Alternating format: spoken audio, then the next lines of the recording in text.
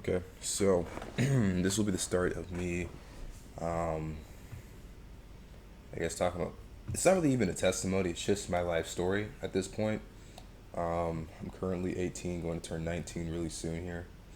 So, without further ado, we're going to get into it. I'm going to try to talk slow during the process of this video. Um, we'll see how that goes. Anyway, I guess I'll start off in the beginning, right? I can remember back as far as probably the age of 5 or 6. During that age, we were probably in New Mexico. My family's a military family, so I moved a lot in the military. So every 3 years, I would move somewhere new. Um, the most recent I can remember ever living in a place was New Mexico. That's just where my mind started to collect, just decided to start collecting things and actually start processing what happened instead of just forgetting it, like it had 1 gigabyte of RAM or something. Anyway, like I said, at that age is the age that my mind probably decided to stop just trashing stuff and actually start remembering stuff. We lived in a decently big house. It had a second floor. I don't think it had a basement. One of the things I can remember significantly is that I always had this dream reoccurring that I would fall down the stairs and crack my head open, not in like a gory sense, but almost in a comedic sense. Still scared to think about it at that age, that your head could just crack open. But still, it was a story that constantly, you know, a dream that constantly happened that I constantly remembered. Still remember this day. The stairs were quite steep, if I do remember correctly. They were about 9, almost like 70 degrees. They were pretty steep.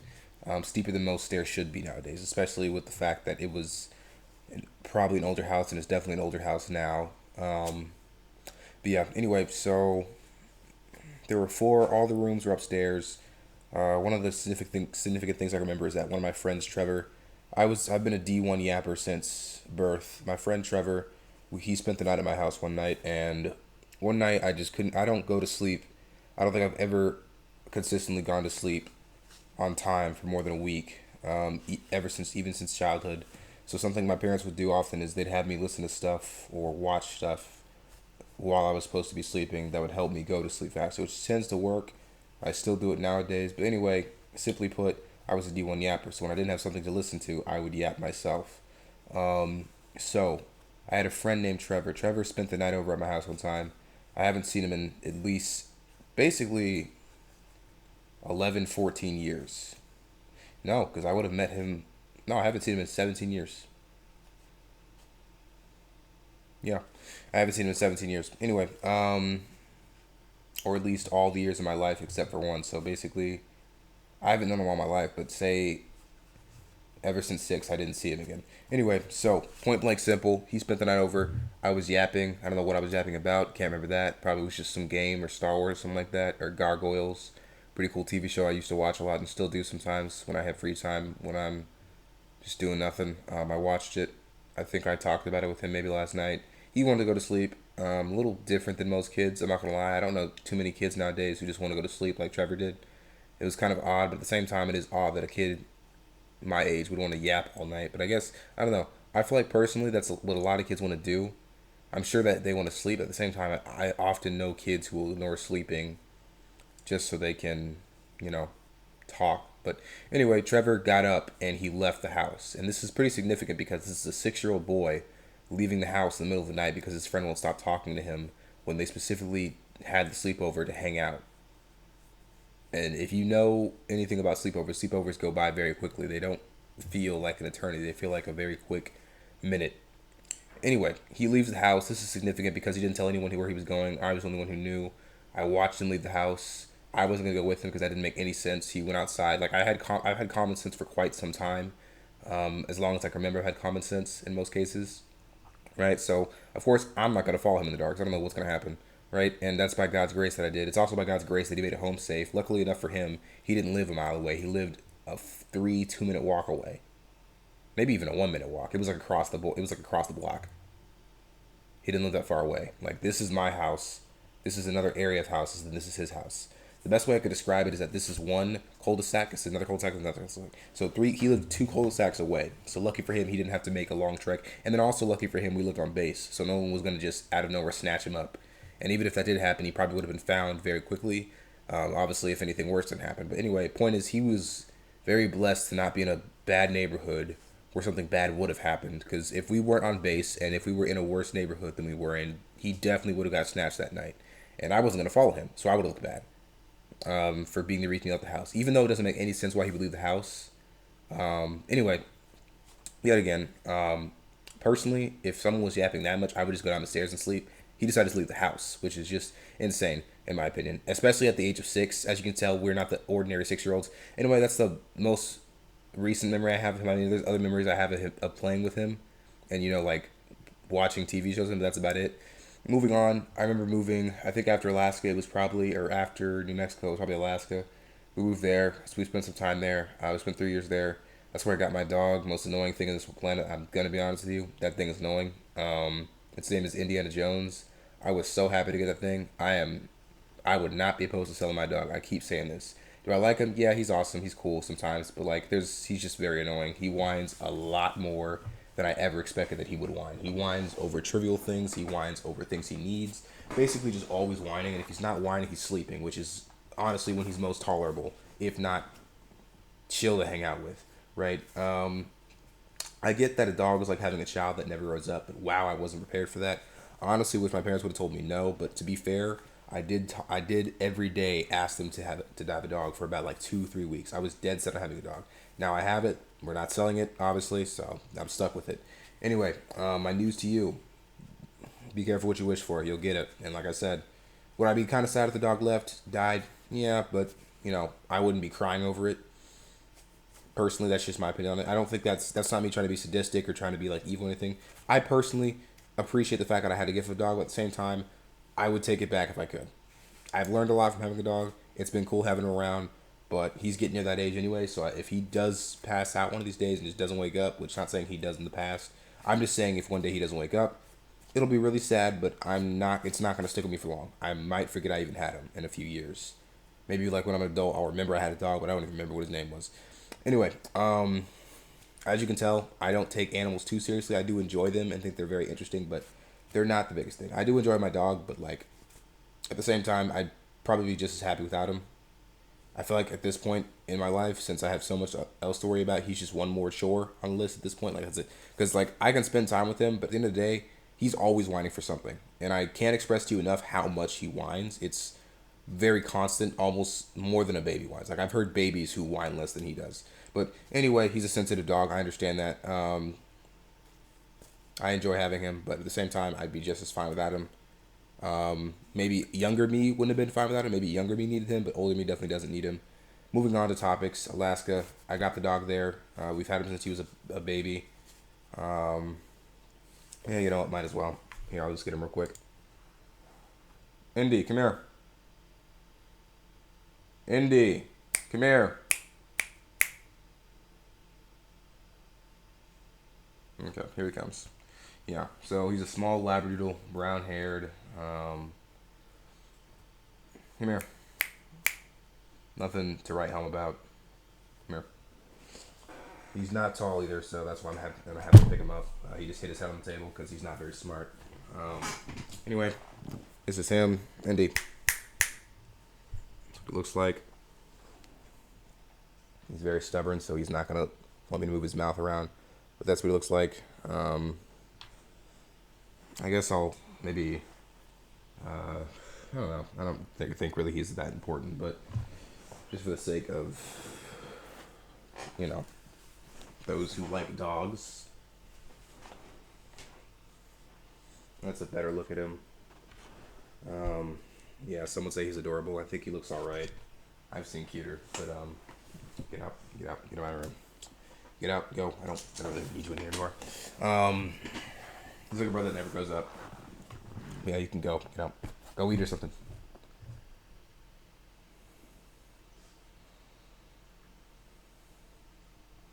Okay, he's gonna roam around the room now. He's probably gonna whine here in a second, so I'll kick him out whenever he whines. It's usually for nothing. Get out. Get out. You overstayed your welcome. Get out. Indy, go. Get out. You overstayed your welcome. Get out. Go. Go. Leave the room. Leave the premises. Leave the area. The field. Get out. Go. I didn't tell you to come back. Get out. Anyway, he's a scavenger, so he's quite annoying. But like I said, he has his moments. Everyone has their moments. Anyway, moving on. So after Alaska, I made some pretty cool friends there. I know one who I saw earlier a couple years back. His name is Tank. His name was Gregory, but everyone called him Tank. He was bigger. He's very tall now. He's about 6'2", maybe 6'1" now, so quite tall. Moving on, school. What's the earliest I remember school? School was always interesting, especially for, I want to say, yeah, so there was one school I went to, in Alaska. It was pretty chill. We had this interesting teacher. He, yeah, he was interesting.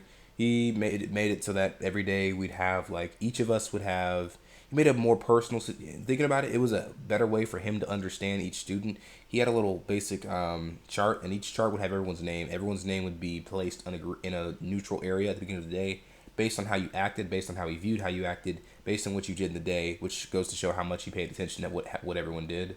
He would place you on, what you call it, a certain area. Obviously, if you were being rude, if you were being annoying, if you were, making a goofball of yourself in class, trying to be a class clown, he'd place you lower and lower. And if you got to a certain point, he'd call home. If you got to a certain point, in the good sense, you'd get called home and you'd get rewarded, right? I think at the end of the year or the end of the month or each semester, you get points, and you get to spend these points on whatever you wanted and keep track. But basically, it was an interesting way of him keeping up with each student, making sure each student was paying attention, making sure each student wasn't being a bad student. It wasn't perfect, obviously. Every system has its flaws, but that's how it worked. So that was that. I think the most significant thing that happened at that school was that the fact that there was a bear on the playground one time. A bear cub was on the playground, and the bear mother came after the cub, and they just basically hung out on the playground for the entire recess. So we didn't get recess that day, which kind of sucked. I think there was one day I missed, and I just remembered this. I literally just remembered this. I was thinking about this. There was a friend of mine who's like, "Oh, Psalm, you missed out. Someone da da da da." It was a kid I knew, but like he wasn't there the next day. He was there that day, the day I wasn't there. And the next day I was there, he wasn't there. So basically, the kid came and he basically just threw quarters for an extended period of time, which is very interesting to do as a kid. Everyone picked up the quarters, obviously, because everyone at the time, every kid likes money. Most kids like money, right? Anyway, moving on from there, focusing on the next school I went to.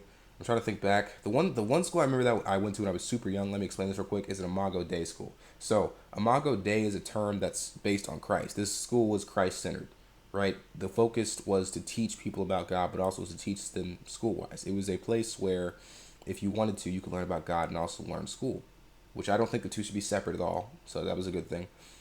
My teachers were named Miss Cooler and Miss Bash. So if somehow you guys see this, I highly doubt it. They were awesome teachers. I'm sure they retired by now. They were awesome teachers. Yeah. So, moving on from there, the Imago Dei school, Imago Dei, not as in a Mago Day, but Imago Day. I Imago, and then Day as in DEI, like deity, Imago Day. Anyway, so there, and you're not gonna find that school just by the name. There are plenty of schools around the country that have that name. I live in America, by the way. The most recent memory of school that I can remember is that one when I was in North Dakota. We moved to North Dakota after Alaska, I'm pretty sure. North Dakota was the most vivid memory I have of school. I have more collection. I can remember more from that school. First year I had a teacher named Miss Winger. She was terrible. It was her last year teaching, and of course, since it's her last year teaching, she's not having any of what's about to happen, right? So she's teaching us in such a way that's just kind of stagnant. It's very not friendly. She wasn't friendly. The first day of school, she asked me if I had books. Why the heck would I have books on the first day of school? This is third grade. Anyway, it's like, oh, well, since you don't have a book, someone give Sam a book. Someone gave me a book. Hey, Sam, I don't think that book is your reading level. You asked somebody to give me a book. Why would it be my reading level if they gave it to me? It'd be at their reading level, not my reading level. Turns out my reading level is extremely high. I can read stuff. Since third grade, I've been able to read books that are probably on Hunger Games level. So basically, since third grade, I could have been reading Hunger Games. I could have been reading probably literature. Like what's the one book that everyone reads? Animal Farm. I could have been reading Animal Farm at third grade. Now, would I have understood everything? No, probably not. But I would have been able to read it and understand what was happening in the book. Would I have understood its political references? No, but I would have understood what's happening, and that would have just been simple enough for someone to explain to me on what happened, and I would have retained that information. I have a very high capability of retaining information. That's very clear. That's always been clear to me. It's clear now to me. It's clear. It was clear 5 years ago to me. It was clear 10 years ago to me. Especially with Pokemon. Pokemon was a big thing in my life. I love Pokemon to this day. I love Pokemon back then. A good place to start with that is that Pokemon I played constantly. I probably had like in total in my life, I probably have over 5,000 hours dedicated to Pokemon. Truly. And we're not just talking about games. We're talking about watching TV shows. We're talking about the book. Yes, I used to have a Pokemon book. I used to have the entire Pokemon book. Now, is it outdated now? Yeah, because it's been like 5 years now from then. But I used to have the entire Pokemon book. I used to be able to memorize Pokemon's heights like that. Like any Pokemon's height, I memorized it. Height has been something I've been obsessed with since a child. Obviously, it sucks that I'm not the 6'5" god I imagined myself to be as a child, but I'm gonna have to stick with what I am. I'm kind of jumping from topic to topic here, but we'll stay focused again. We'll go back to school in North Dakota. School in North Dakota was interesting. Third grade was interesting because my teacher, Miss Winger, like I said last year, I understood as early as third grade I did not like school. I liked the concept of learning, but I did not like school and how it made us apply it. It wasn't cool. It wasn't interesting. There were some topics that I was more interested in than most. One thing I hated was reading, and I didn't hate reading because I hated reading. I hated reading because of how they force you to read. Turns out that if someone forces you to do something, you don't want to do it, and you won't want to do it, and you still will do your best not to do it. So, a lot of you might remember this. You had to read a certain amount of hours, read a certain amount of books a year, something like that. That was something that happened prominently throughout my entire years of middle school, high school, and now college, right? So, getting into it, we had to read a certain amount.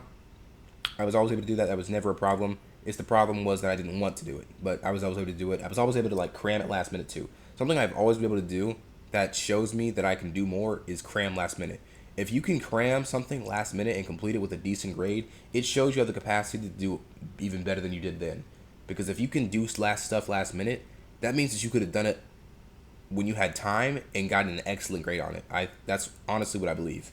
Like there were so many assignments I've done last minute. Like actually, I'll tell you about a recent time. Then I'll get back to. No, I'll talk about that later. Actually.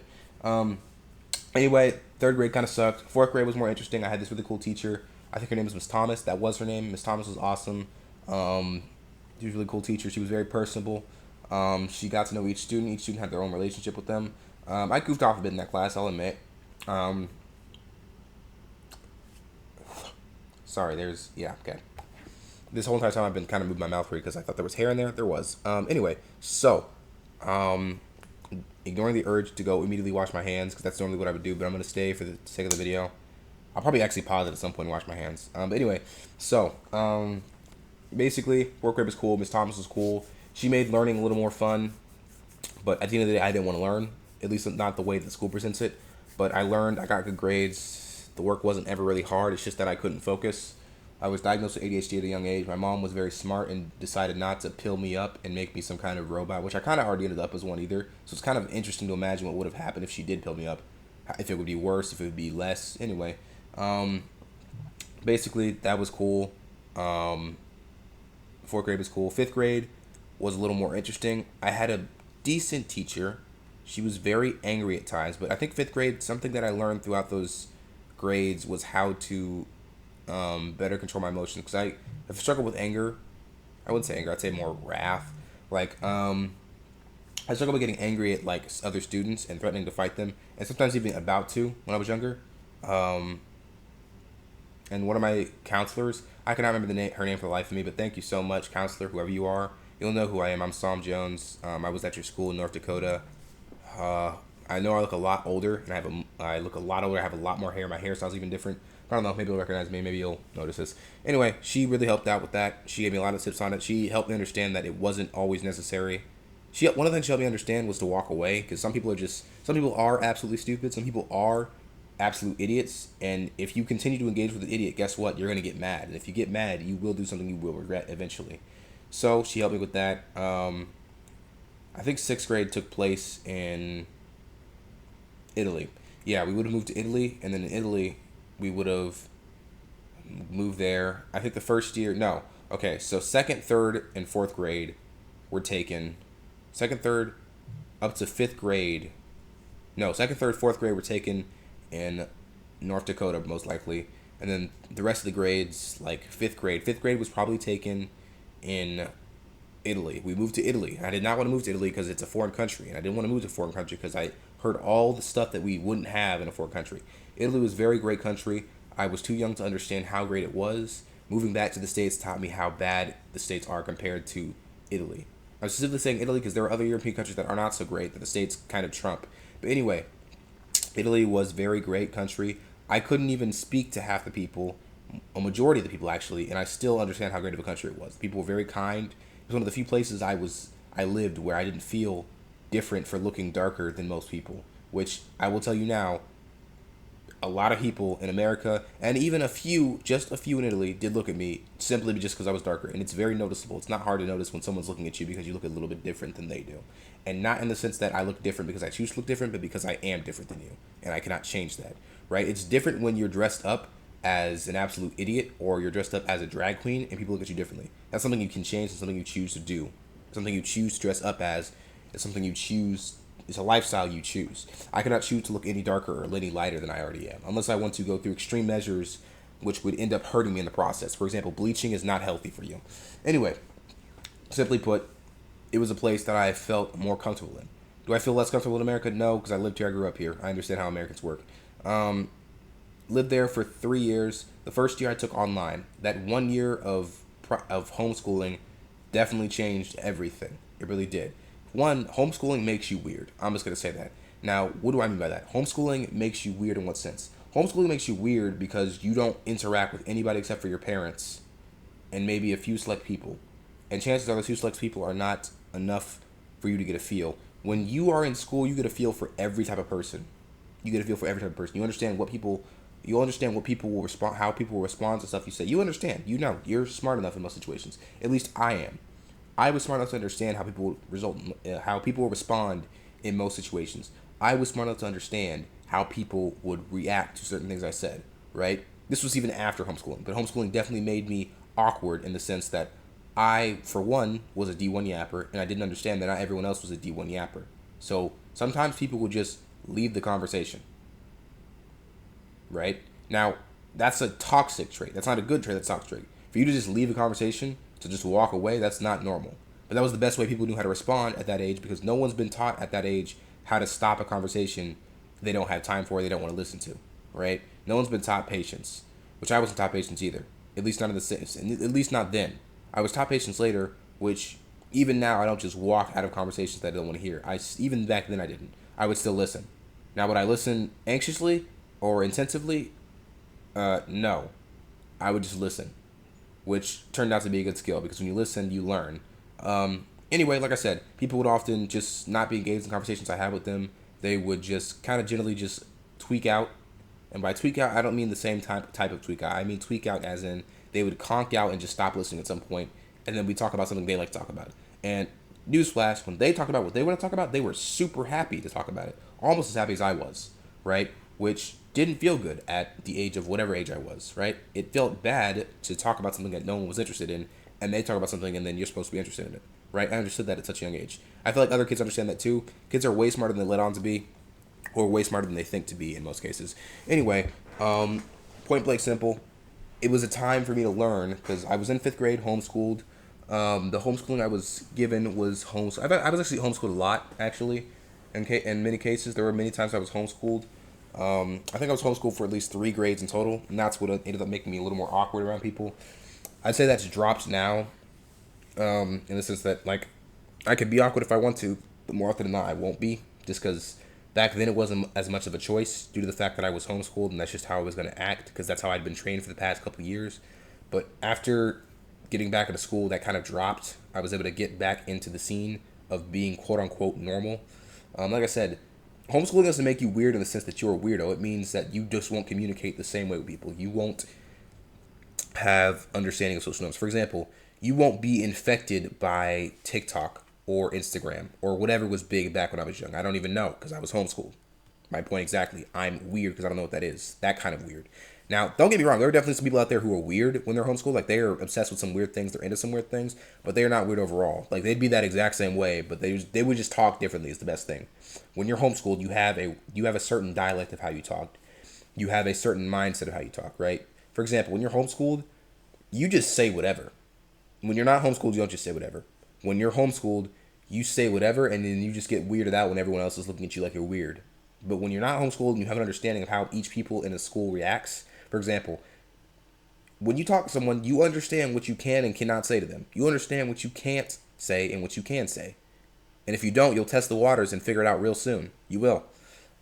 So basically, from that, I learned there how to speak to people, um, and present my thoughts in a concise manner that will not weird everyone out. For example, one thing I always apply is that if you can't start a conversation with it, it probably isn't something that you should say.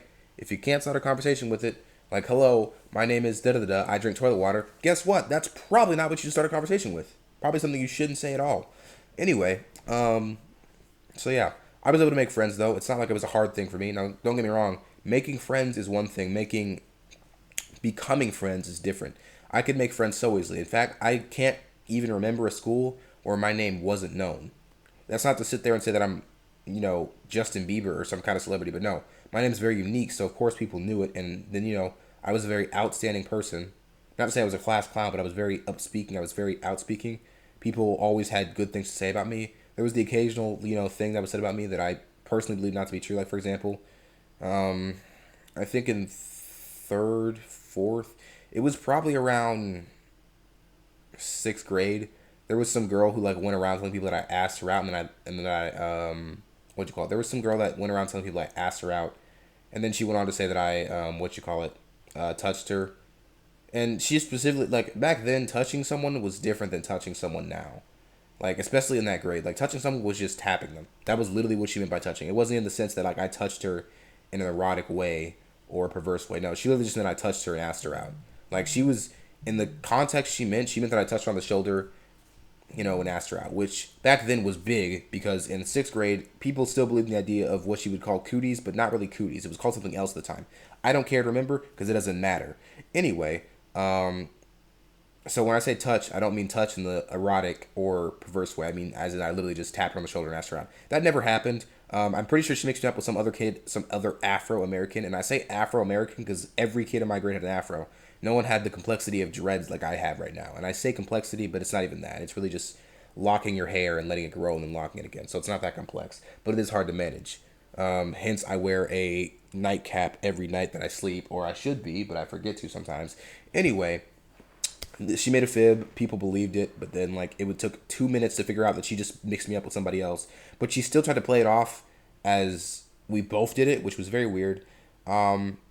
Around that time, people started getting into relationships or what they thought to be relationships, when really it was just them hanging out more than average. Like that's the best way to describe it. They just hung out more than average. Now I know a lot of you wondering, where does God come into this? He's been here the whole time. It's just that I wasn't smart enough, or at least aware enough to notice he was there the whole time. But he's been there. He's still here. Anyway, I'm getting close to that too, so that'll come up real soon.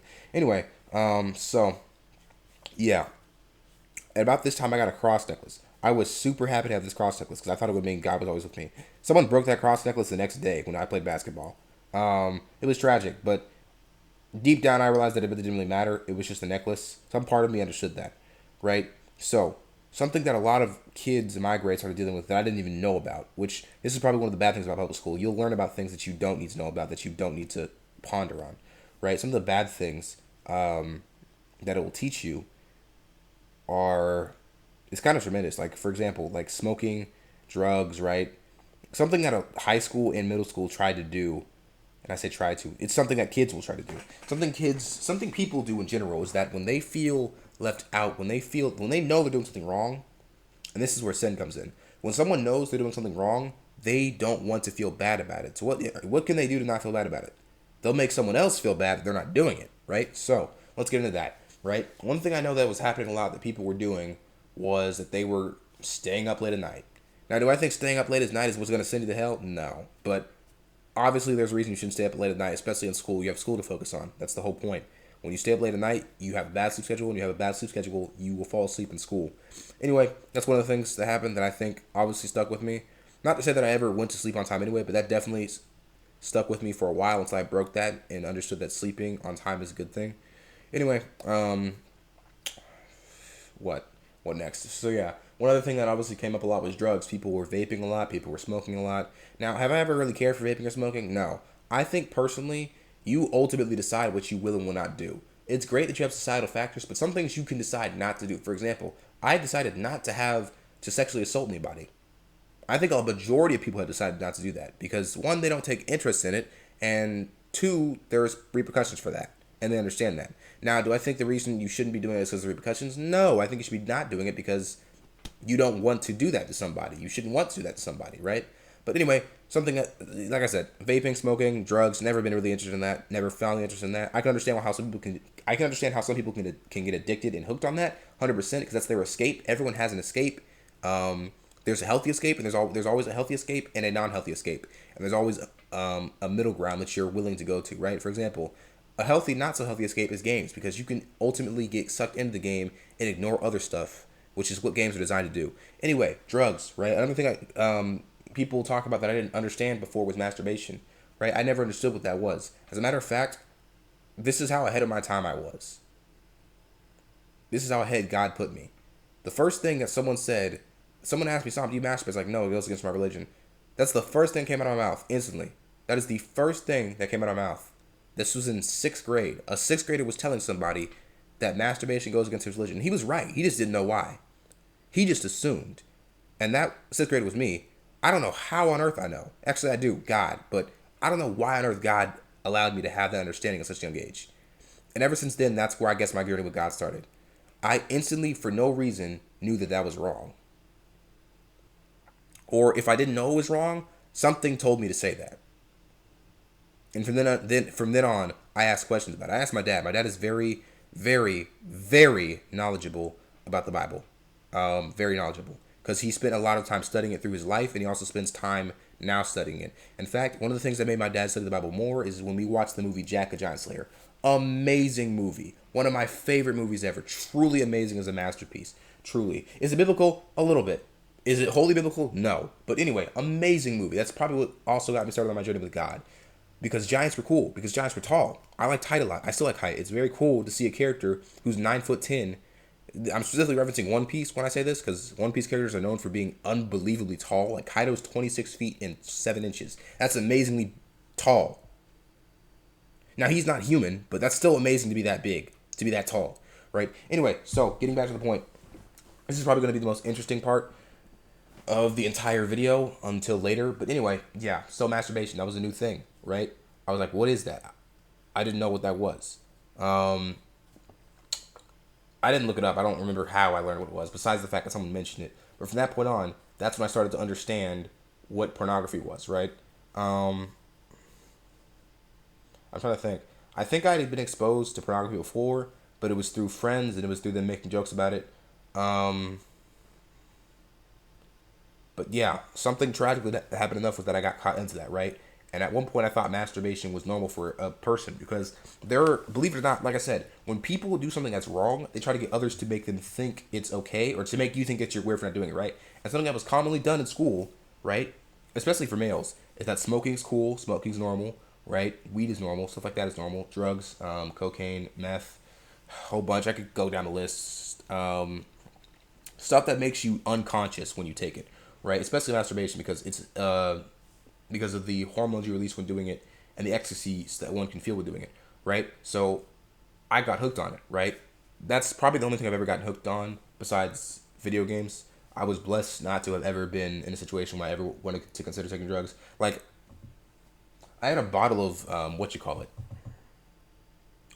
It's allergy medicine, but I've never, the way my allergy medicine works specifically for me is that if I take too much of it, I will get sleepy. That's never happened. I've never taken so much that I've actually gotten sleepy. But it can make you sleepier. It's like, if I had to if I had to explain it, it's probably like, if I take 2 pills at max at a time, right? And that's like, maybe once a day. That's once a day. And that's because it's daily allergy medicine, so you're supposed to take one every day. But I take 2 sometimes because my allergies are feeling strong, right? So I'll take 2 sometimes because it's feeling really strong. And at max, it'll make me like 10% sleepier, which isn't that much considering I'm already 5% sleepy when I wake up. So 15% sleepier. Anyway, masturbation was something I got cooked up on. I'm talking about it really casually because that's the best way I can cope with it right now, thinking about it because of how terrible it made my life in total and where I'm at now. I'll talk a little bit more about it. But anyway, that's one of the things I started getting hooked on, right? I could go into details, but I don't think that's necessary. The point is, I eventually at one point got hooked on it, and that's because I'd never felt what you call it, excitement like that before. I really hadn't. Right now, I was blessed to never just like decide to have sex with someone at a young age, or now. I've had the self control to do so. It's either been self control, it's either been fear. But I've been blessed to never like just do what most of my classmates did, which was have sex young, early. That's not just I. And as a matter of fact, ironically enough, I guess God was over my whole class because I don't really know anyone in my grade who I personally known who's ever had a child because of sex. Now that's not a good. That doesn't encourage. That's not to encourage people to go have sex. No, but I'm just saying God has been over my classes that I've been in because none of them have ever just had a child. Never that I can think of. That I can think of. I don't know everyone and where they're at right now, but that I can think of. I don't know any seventh graders or sixth graders who had children, even though I know quite a few kids were experimenting. Right? Yeah. So anyway, what was I gonna talk about next? Eighth grade. So seventh grade, sixth, seventh grade, right? Got introduced to whole things. One of the things I started getting introduced to was the teen center. This is a pretty big development arc. I can remember the teen center and the youth center. Yeah, so a lot's coming back to me thinking about all this. There was a youth center in North Dakota too. I went there a lot. I used to play Pokemon there a lot. I used to just hang out, play games, hang out with people my age. It was pretty cool. The youth center that I'm thinking of in Italy was also very cool. It had a lot of kids, ages from like 6 to like 10 to 12, right? I was It was cool to be there. Now, as soon as I turned 13, I instantly went to the teen center. The teen center was across. Um,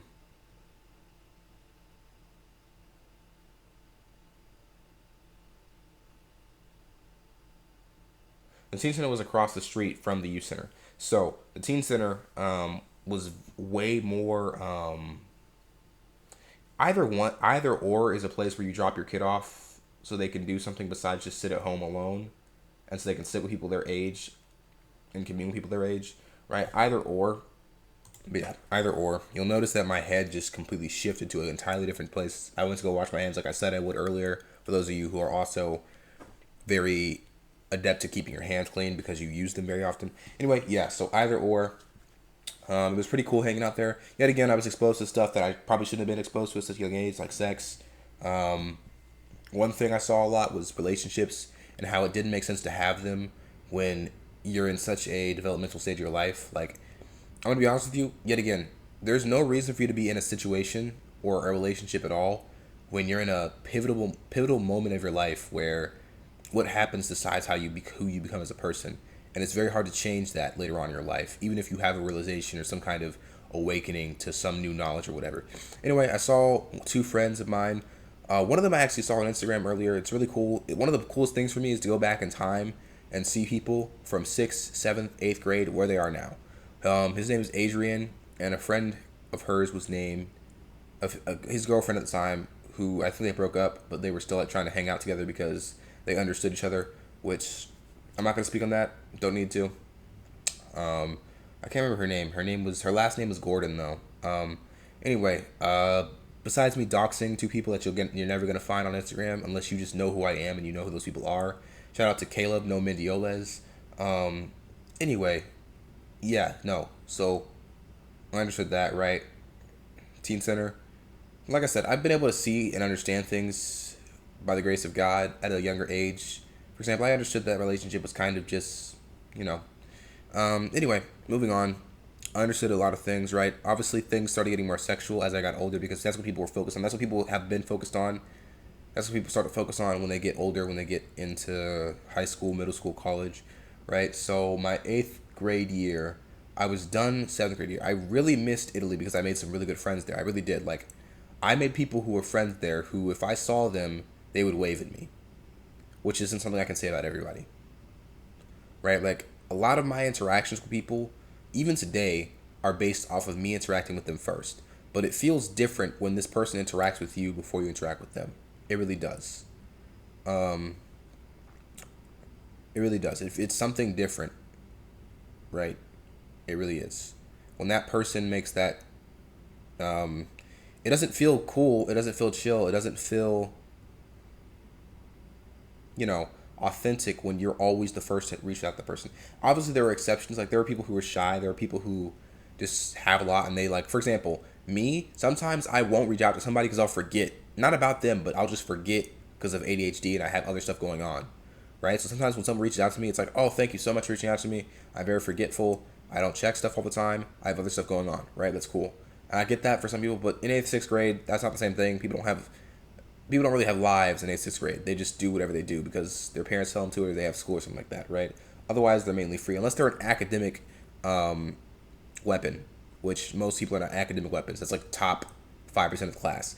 Anyway, yeah, so I met a lot of cool friends there. Some of them I even am still in contact with. Like, for example, there was one girl I knew. Her name starts with an N. I won't say too much more. She was really chill. She was always authentic and genuine with me, which I think was really cool. Something I appreciated because not everyone is authentic and genuine, right? Some people are just, you can tell when people are fake. I'll say that much. Anyway, a couple other friends, a couple of the dudes I met up with too. I saw them and I was like, oh, that's so cool. How's your day? How's your life been, man? Like, not even how your day has been. How's your life been? Because I haven't seen you in 5-6 years. Anyway, so after that 7th grade year, I said bye to a lot of people I miss and I would miss, even though I hated Italy. There were a lot more things that happened in Italy. For example, like we got into two car crashes. My family got into a car crash. My sister got into a car crash. Anyway, we moved over and we moved back to America, the States. We're finally back to the place I wanted to be in. Italy was where I first started getting into games. I got my first laptop there because my parents wouldn't use it. And I'll even show you it actually right now. Hold on. Give me a second. So,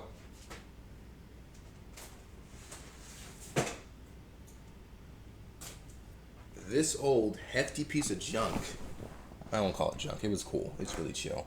Anyway, this whole thick thing, this thing is huge, by the way. Like, this thing is huge. This is my hand compared to it, which my hand's pretty big. It's decently big. So it takes like 4 of my hands, maybe 3 of my hands to completely match the surface area. Maybe just 2. Maybe just 2. I don't know. Anyway, so this thing is big. Like, right, let me stand up real quick, just a little bit.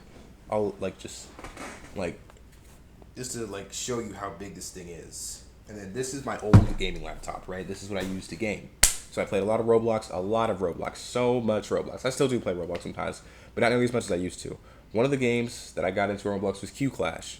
For those of you who know what Q Clash is and watch this, and you know me, awesome, bro. You're seeing my life story right now. Cool. Q Clash was a big game for me. It was very big. So big, right? Such a big game for me. Anyway, super big game. Gosh bless. Anyway, it was a big game.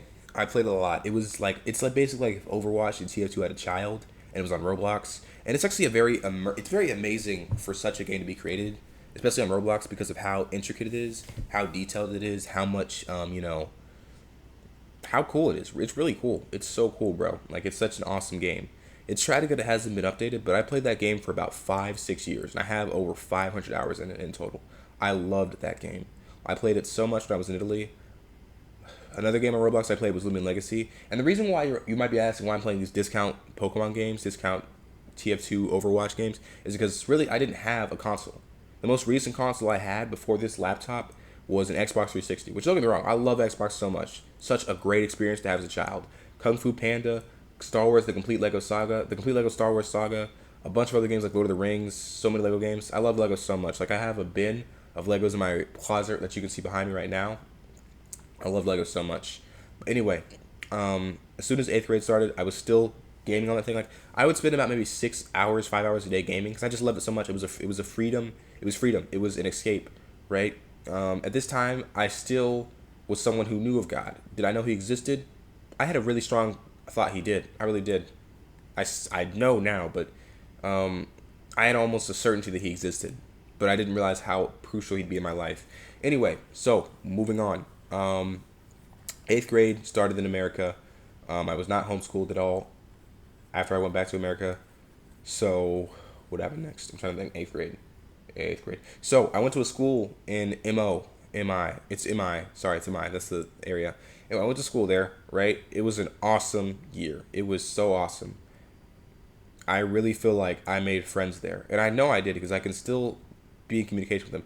Now, yet again, it's hard to tell who's a real friend because sometimes people just tend to, I won't even say forget you, but it's, when someone is friends with you because they'll reach out to you, they'll talk to you, right? Like one of my friends right now, Shane, I talk with him. He reaches out with me, right?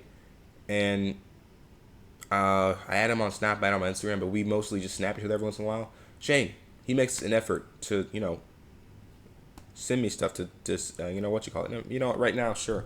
I'll snap Shane right now, actually, because I haven't snapped him yet today. Um,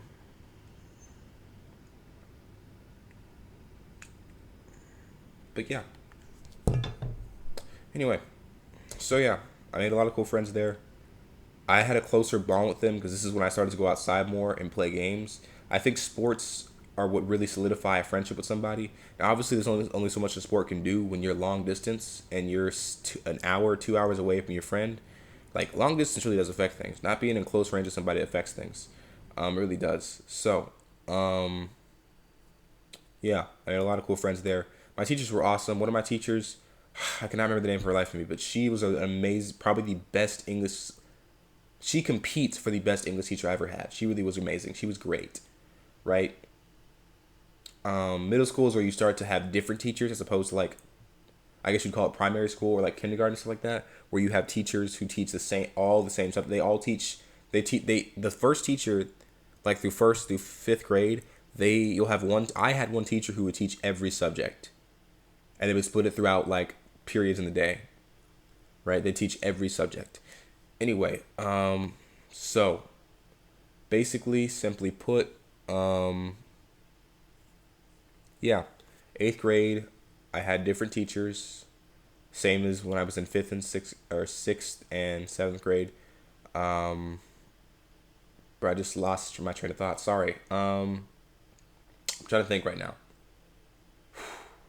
Eighth grade. Yeah. Okay. So I had a teacher for each different subject.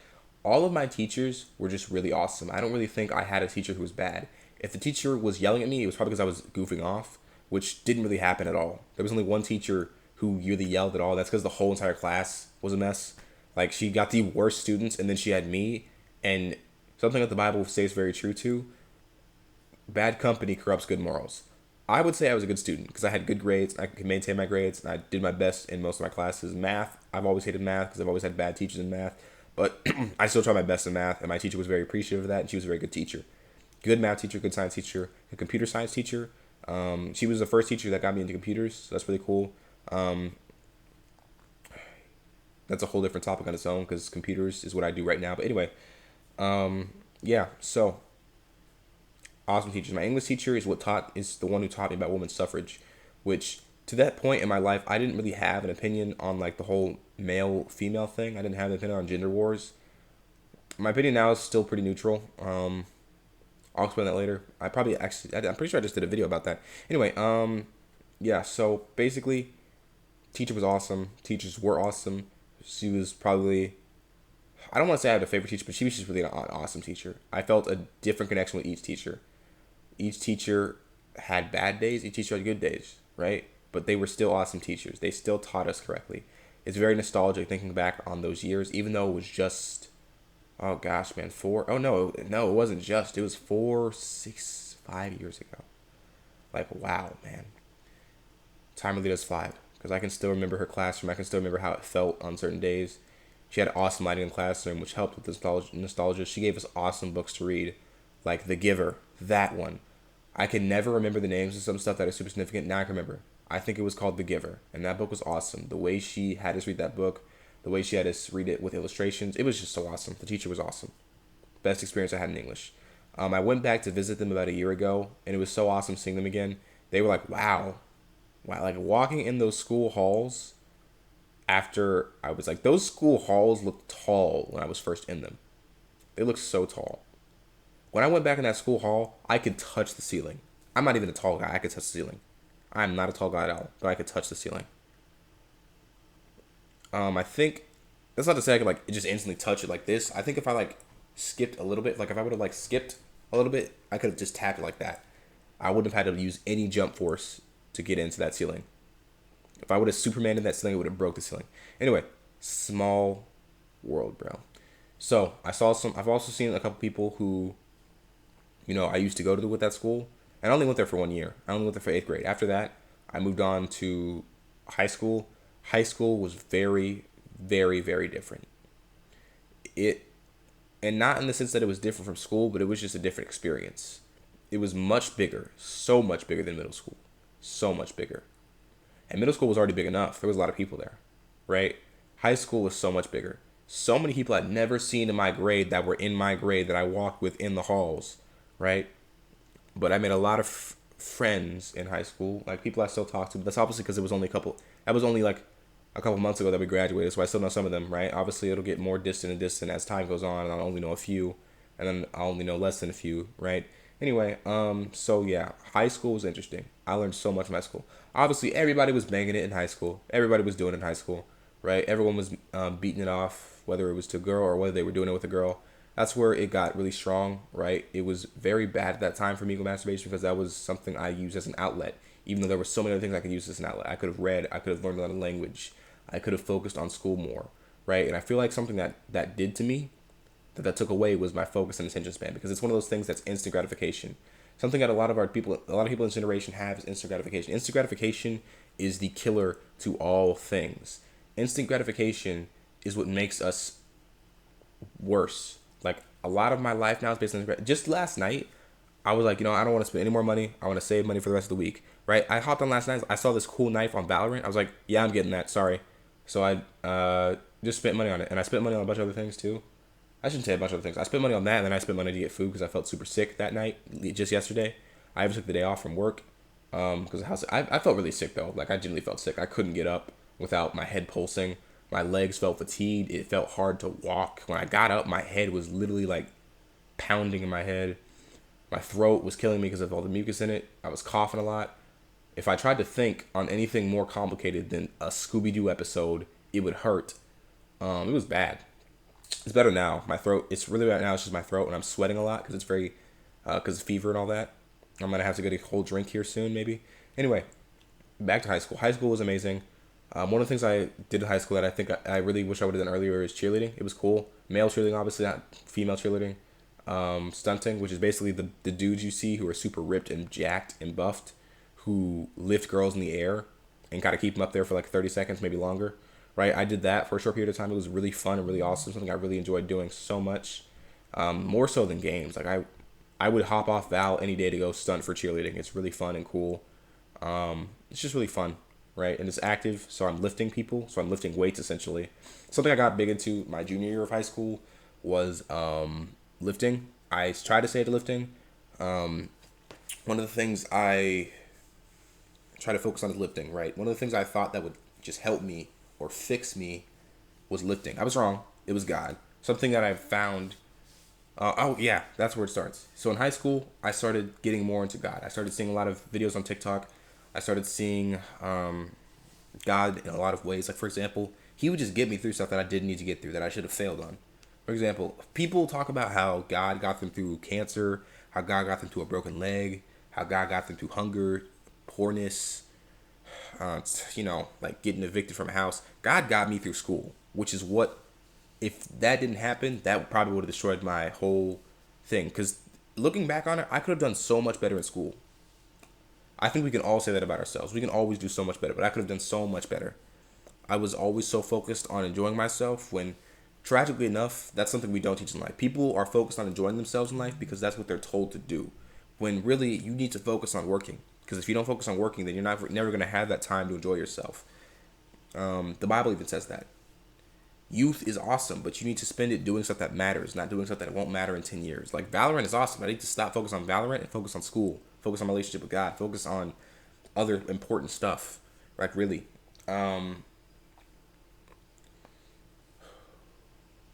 Yeah, it's been a journey. Masturbation was a big killer. I'm going to tell you that now. It really was. It held me back on a lot of stuff. It really did. Because every time I was bored, I just go do it. It was like, and I understood at that point addiction. I really did. I understand addiction now.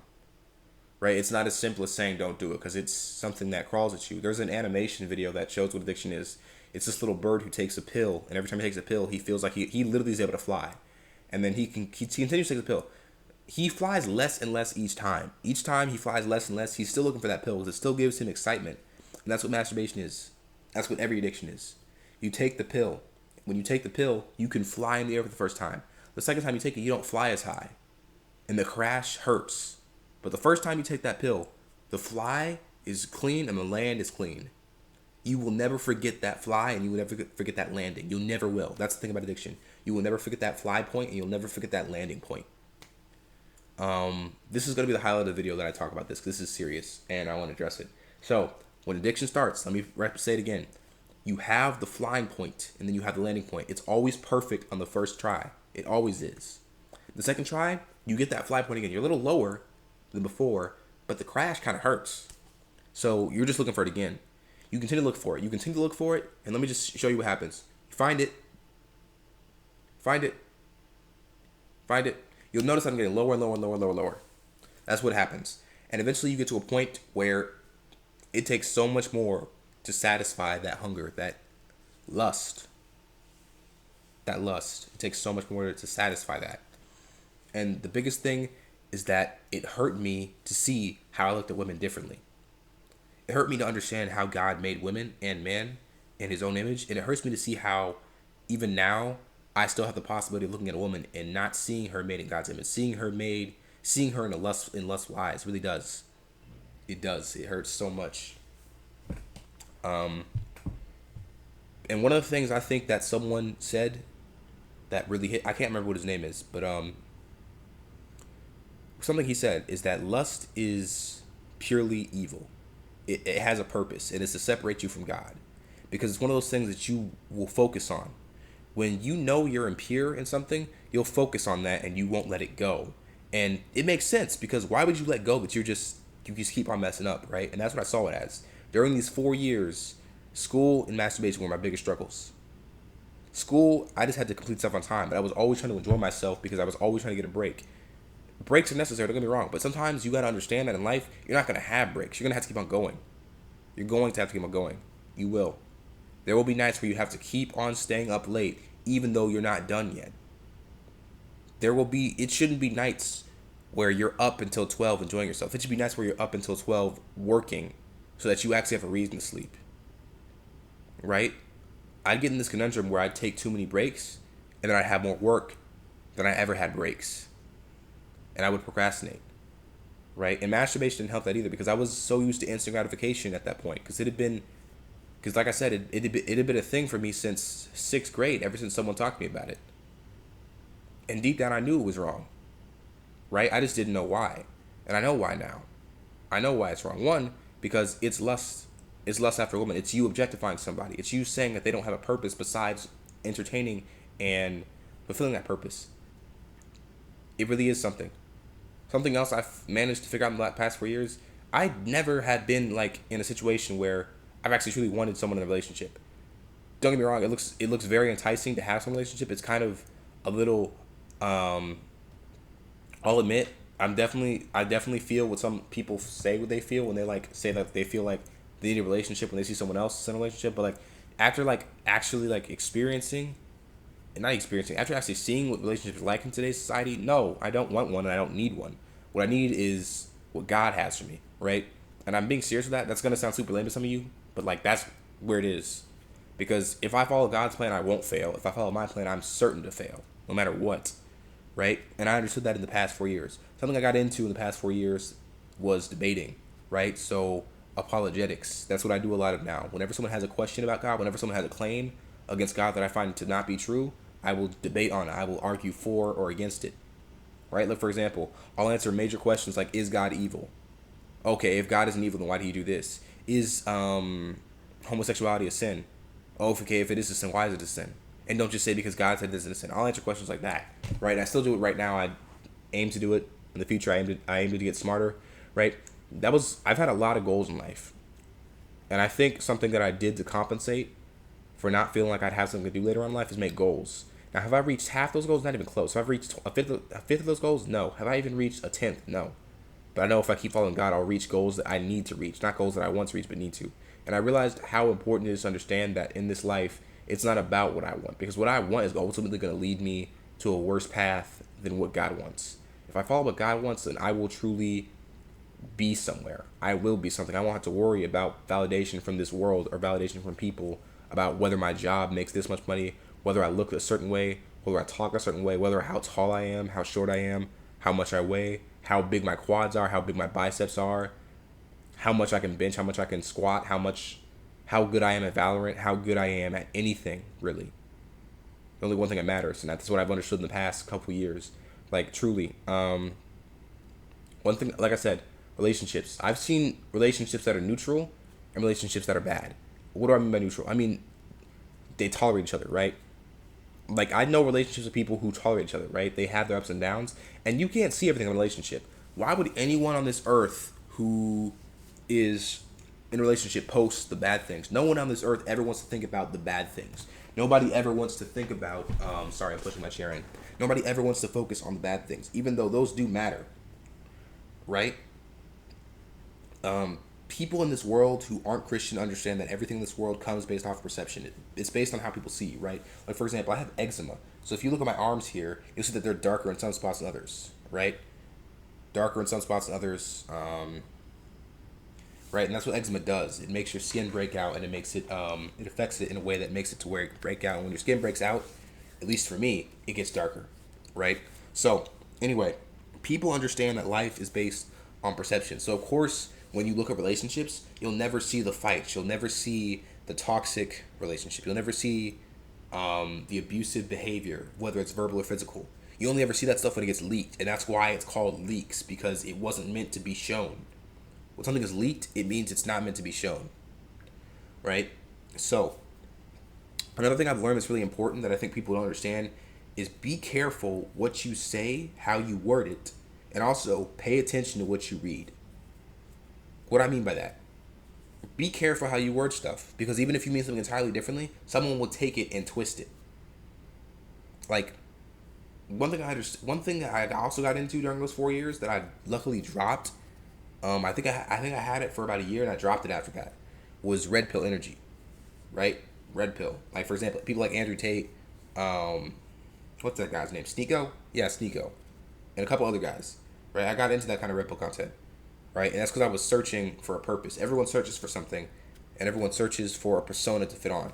My persona is Jesus. That's why I want to be most like. Everyone needs a persona. Either it's you or it's Jesus, and I choose Jesus because my persona isn't great. Anyway, so my persona wasn't exactly Andrew Tate. It wasn't whatever that guy's name is who has like that weird night show where he's in Miami. Fresh and Fit, that's what their name is. It's two guys, Fresh and Fit. Anyway, I disagree with a lot of the stuff they say. Even when I was Red Pill, I disagree with a lot of the stuff they said. Like, I just didn't vibe with it. Like, some of the stuff they said just seemed ultimately wrong. Like, a lot of the views they have are sexist. Really, they are. Like, for example, they overshame women for stuff that men do also. Like, for example, I don't agree that a person, if you have 1,000 bodies at all, you need to chill out somewhere. You need to go sit down somewhere and chill out if you have 1,000 bodies. If you even have 10 bodies, you need to chill out. Why do you have 10 bodies? Why have you had sex with 10 different people? That's not even trying to shame you. Why? That's a general question. Why have you had sex with 10 different people? That's a general question. Like, and someone's going to say, oh, you are shaming me. No, I'm not shaming you. You just feel bad because you understand that there's no reason you should have had sex with 10 different people. Like, there's a difference between someone shaming you and a difference between someone calling you out. When someone calls you out, of course you're going to feel bad because you realize you shouldn't have done that. And when people get called out, their first move is to be defensive. That's how it always is, right? So someone can sit there and say, why are you calling people out for having sex with 10 people? Because there's generally no need to have sex with 10 different people. Besides, you just feel like having sex with 10. Like, that's not a reason. There's no reason for you to have sex with 10 different people. You only need to have sex with one person, and that's the person you need to be with. There's no need to test the waters. There's no need to test or, like, what you call it. There's no need to test the waters. There's no need to figure out all the right moves, because that just sounds insane. There's no need to, please your partner. None of that. Like, those are all new age concepts. And what do I mean by new age? Back then, you hung out with a group of people. Obviously, there'd be a female in there, or you'd meet a female along the way. You'd hang out with her for a certain amount of time, and then you determine, based on her or other females, who you wanted to marry most. And then from there, you get married. And was that perfect? No, but it was way better than what we have now, where people are trying to have sex with everything that breathes and walks and talks, right? People exchange sex like it's a token. It's not. It's a bond that someone is supposed to have between a man and a wife, a woman and a man, right? That's what it is. Simply put, that's what it is. People treat it like an exchange. It's not an exchange. When you treat something so so important as an exchange, of course people get hurt. That's why you have situationships. That's why you have stuff like that. Like that. That's not how things are supposed to be. You can tell that's not how things are supposed to be because people in society are suffering from so many other different things, and now they're suffering from relationships because they can't like. No one in their life has taught them, or better yet, people in their life have taught them how to have a relationship, but they've been taught by society that that's wrong and that it's really however you feel. People are taught nowadays to focus on their feelings. I'm gonna be honest with you. Feelings don't matter. They really don't. Feelings are feelings for a reason. You have a brain and a heart. If God wanted you to focus on your feelings, He would have put your heart where your brain is. Simple as that. I'll say it one more time. If God wanted you to focus on your feelings, He would have put your brain where your heart is. And guess what? You have two separate organs, your brain and your heart, not your Bart. You have your brain and your heart. So clearly there's meant to be a distinction between the two. There's clearly meant to be one in control and one that is just there to help you live. And that's clearly the heart. Anyway, so yet again, relationships in today's society are trash. Either it's neutral or it's bad. And by neutral, what do I mean? I mean you tolerate each other. People want to ask the question, oh, well, why do I see successful relationships? You don't see successful relationships. You see neutral relationships. Those relationships will eventually die down and they will become neutral. It is, I loved you for so long and now I don't love you as much anymore, but we've already been going at this for 10 years. Let's keep it going, right? Because why not? And then especially if there are kids in this situation. Of course they want to keep it going if there's kids there because those are their kids. You don't just break a family up and try to raise it. No, you keep a family together. That's what people are taught to do. And then divorce. Divorce was never meant to be a thing. It really wasn't. It's a human-made concept. Prenups are too. Like people want to talk about how prenups existed back then. Not for the same reason. It was for when you wrongly divorced somebody, not because you guys agreed to divorce. The fact that divorces are as high as they are now shows that people aren't having relationships because they love each other. They're having relationships because they're lusting after someone, because they want something from them. Not because they want a relationship with that person, because they want something from them. And that's something they don't want to admit. Right? Like there is no reason that we should have as many high divorce rates as we do now. There isn't. Because if you have to divorce somebody, that means that there's something wrong with the relationship. There was something wrong from the relationship at the beginning that you didn't acknowledge from the beginning. And because you didn't acknowledge it, you stuck with it, and now you're divorcing over it because it's too detrimental. One thing that someone said, one of those red pill people said, is that divorces should never happen. You should stay together with them no matter what. I don't agree with that. I think if a talk for divorce even comes up, that shows there was a problem to begin with that you guys never addressed. Right. I think that cheating happens because cheating happens. And what I mean by that? Like, someone who actually loves you is not going to cheat. Simple as that. What do I mean by that? Oh, well, sometimes people make mistakes. That's a major mistake. That is a major mistake. That is such a major mistake. Like, that's a major mistake, buddy. That's a major mistake. Truly. If you love someone, you will not do something like that to them. And clearly people on this earth don't know how to love. Which if they don't know how to love, look at 1 Corinthians chapter 13, verses 4 through 8. Love is patient, love is kind, love is forgiving, love does not keep account of wrongdoings, love does not rejoice at wrongdoings to other people or in general. Love is, there's so many things love is, but I can't remember all of them right now. But that's the gist of it. And I can't list half those traits. I can't even list a fourth of those traits. I can't even list one of those traits in modern day relationships because it's not there. It's just based on feelings. And when you base stuff on feelings, it's just so random, obscure, and spontaneous. I can't have a relationship with you if you're always in a different mood. I need you to be consistent regardless of what mood you're in. God shows us love regardless of how He feels. We don't do that. When we're mad at somebody, we're mad at them. We don't show them love when we're mad. When we're mad, we're mad. The closest you're going to get to God's love is your parents. So that's why you should love your parents up most and show them that you love them. Because they love you so much. And they're going to show you the most realistic version of love that anyone else will. And to those of you who parents don't love them, okay, cool. You will have someone out there who hopefully will be a parent figure to you. And if not, God will show you love. But end of the day, this generation needs God. People say that as a joke, but truly they need it.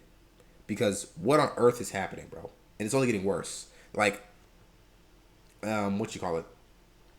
Do I think we're worse than Noah's generation? Yes, absolutely, 100%.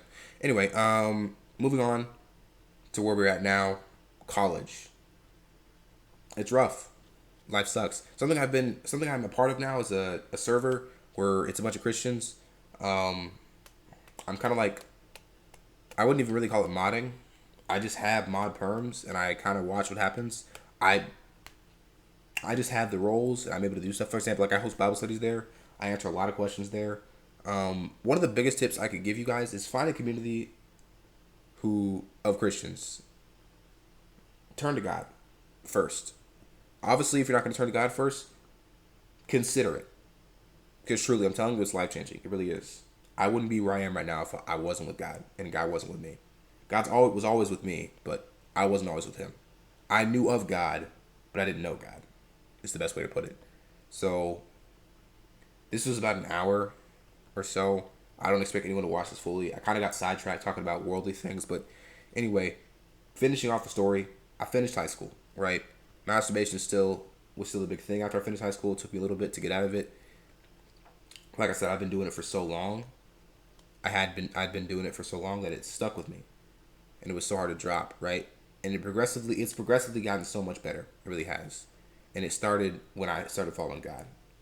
School started getting better. Like yet again, something I've always realized is that if I just lock in and focus on one specific subject or one specific school thing, I can get it done so much faster. Like realistically, if I wanted to, within the first 3 days of the week, I could get all my schoolwork done. If I didn't have any distractions, there were so many distractions in this world today. There were so many distractions. You got games, you got YouTube, you got TV shows. You have that. Your TV shows. You have binging TV shows. You have procrastination. You have game shows, sports. You have relationships, which no one needs to be in a relationship until they're absolutely ready and mature. I will say this now: half the people I know are not ready and mature enough for a relationship. That goes for most of the people I know. Actually, most of them. Like yet again, people don't understand what a relationship is saying. You want to be with that person for life. That's what a relationship is. Whether people realize it or not, that's what a relationship is. If you want to go mess around with somebody, cool. But understand when you go to get in a relationship with somebody, that's serious. It should always be serious. It should never just be some kind of fling thing that you do for a night and then forget about it. That's not how it works. And if you think that's how it works, or if you think that it's okay to do something like that, you're not ready for a relationship. You just need to chill out and not do anything. Anyway, I've tried not talking fast this video. I've tried not talking fast this video. I feel like I failed that times 10. Getting back to the main point, yet again, one of the things I've noticed yet again in life after the 4 years is how fast it goes and how the world does not prepare you for the world. God prepares you for the world. Because the world did prepare me to make the decision of what I want to be when I grow up. It prepared me to enjoy myself while I have the time to enjoy myself, which isn't useful. That's not useful at all. Imagine telling somebody for the first 18 years of your life, enjoy your life, and then for the rest of your life, decide what you want to do. That's insane. Even if they they mention it to you when you're younger, but no one can just decide what they want to be unless they explore that. And when you're young, guess what? You want to have fun. That's how it should be. Now, obviously, there should be a certain point where you start locking in and actually trying to figure out what you want to do in your life, because that's how life works now. But life, I won't even say life. God has taught me so many things. I used to say like life teaches me things. Life hasn't taught me anything but pain. Life has not taught me anything but pain. And that's because life is governed by other people. Life is governed by man. But God governs man. And God governs life. And God has taught me so much through my journey. And He's been with me through the whole thing. It's very easy to tell. So easy to tell. I think God's with everybody. Right? They say that there's a cause to everything. I truly believe that if God stopped what He's working the way He works right now, if you read Genesis chapter 1, that is the only time ever in the Bible where you would see that it says God rested. And God hasn't rested since. So that means that God's always working. Since God has not rested since then, since the Bible hasn't said He rested since then, that means that God is always working. And you might say, well, okay, that doesn't mean anything. It doesn't say He is working. It doesn't say He doesn't working. Okay, but yet again, pay attention to what you read. Pay attention to how things are said. Why on earth would it mention that God rests? It didn't need to mention that, but it did mention that. So that means that it means that it was significant that He rested, meaning that before that He was always working in motion. And right now He always still is working in motion, right? So clearly God is not resting right now. God is not in a situation where He's just letting things go. No, He's clearly working for the good of Himself, for the good of everyone else, right? But yeah, this has been about an hour and 14 minutes. And my attention span is going to stop at 1 hour and 15 minutes. So I'm going to wrap this up. Learned a lot from God in life. And He's been with me a long time. And it's very tragic that I've only come to Him as of late, in the past 4, 3, 5 years. I only can wish it happened sooner. But learn from me.